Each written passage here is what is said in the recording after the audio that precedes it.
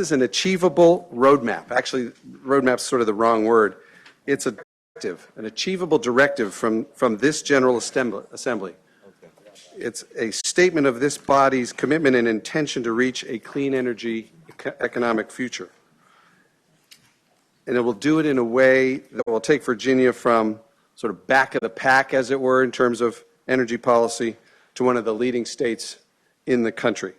And by the way, it'll do all that by creating, among other things, thousands of jobs. It is a jobs bill, too. Members of the committee, I believe it's fair to use words like groundbreaking and unprecedented, transformative, or even historic in describing this bill should the General Assembly, in its wisdom, pass this bill. I want you to consider the terms of this bill and compare it to where we've been over the last several years here in Virginia. Can anyone imagine just a few years ago, or for that matter just last year, agreement on the fact that going forward the State Corporation Commission needs to consider the social cost of carbon in its deliberations? Not until this year could we have imagined a mandatory renewable energy portfolio standard. With regard to Dominion, the goal for that, the mandatory standard to get to 100% clean, is 2045. And by the way, nothing in the bill says that we can't do it faster. Of course, none of us know what technology is going to be next year, let alone 10 years from now. So there's certainly flexibility in the bill to do it faster if we can do it faster. Other steps forward that I won't say they were unimaginable, but certainly seemed unattainable just until now, are things like a specific schedule for Phase 1 and Phase 2 utilities to construct or acquire generating capacity derived from sunlight and onshore wind, and 35% of which shall be purchased from facilities owned by entities other than the utility. So we are bringing other people into the market here in Virginia.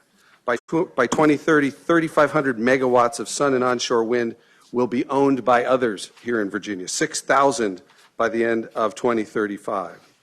The Renewable Portfolio Standard, again, mandatory, has a deficiency payment in it with teeth. Another thing this bill does is put us on the path towards storage here in Virginia, huge amounts of storage. This bill focuses on building our storage capacity, and between Phase 1 and Phase 2 utilities will have 3,100 megawatts of storage by the end of 2035. Just a few more details I want to go through here, and then I'll take questions.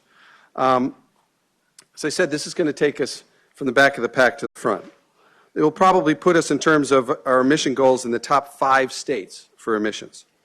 There is an absolute cap with zero emissions from the power plants, which essentially ensures through market forces that there will be no new fossil plants built in Virginia, certainly none that operate full-time. In terms of the RPS, Advanced Energy Economy did a study that found that this bill, if this bill passes, it will create 13,000 jobs each year in Virginia. The bill focuses on rooftop solar or distributed generation, which will increase full retail net energy metering cap to 5% with a 1% carve-out for low-income solar customers. It puts in a standby charge threshold, which is increased from 10 to 15 kilowatts for residential systems in the Dominion territory. It increases the PPA cap to 500 megawatts, in the Dominion territory and 40 in APCO's territory. The maximum residential system size is increased to 25 kilowatts with full net metering in Dominion's territory. As far as energy efficiency, which is a key pillar of the Clean Economy Act, this will take Virginia from what has to date been sort of a fuzzy, non-existent goal that was based on simply spending money to an actual goal of 2.5% cumulative energy savings in the Dominion territory. And not only is it a mandatory goal, but it greatly increases what's been business as usual scenario, and there's a provision that no new fossil plant can be built unless the energy efficiency targets are met, again, using market forces to move us away from fossil fuel plants. And further, this bill will roll back on an exemption for large industrial companies that previously let them avoid doing or paying for energy efficiency while still benefiting from those investments. This bill includes offshore wind, and it's going to have language from Delegate Hayes' bill. In fact, we may even incorporate Delegate Hayes' bill, but it won't have the all costs to be reasonably and prudently incurred. In terms of environmental justice, I have to say that the bill took some inspiration from the Green New Deal, Delegate Rasool's bill, and included a lot of language and concepts from the kinds of things that they were trying to do. With the bill, the substitute you have in front of you will identify, quote, historically disadvantaged communities and make sure that job training programs identified for hiring local workers for offshore wind, and that also means that these historically disadvantaged communities are targeted for that job creation. The substitute also states that it's the policy of the Commonwealth that, quote, in the development of energy programs, job training programs, and placement of renewable energy facilities, that it first consider those facilities and programs being to the benefit of low-income geographic areas and historically economically disadvantaged communities, which are located near previously and presently permitted fossil fuel facilities and coal mines, end quote. In future regulatory and SEC processes, Madam Chair, this provision will have great impact on helping those transitioning communities and communities located near coal mines, power plants, and other resources. They'll benefit first.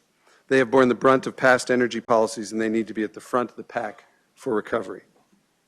Also, to look out for low-income consumers, the substitute creates a PIP program, a percentage of income payment program, very much like Delegate Bagby's bill that we passed out of this same committee either earlier this week or last.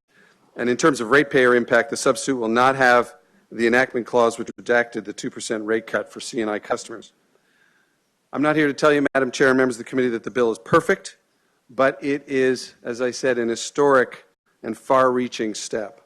It takes Virginia from the back of the pack when it had no emissions cap, no mandatory RPS, no mandatory EERS, and frankly, relatively bad rooftop solar provisions, to really one of the top-tier states in the nation with respect to each of those.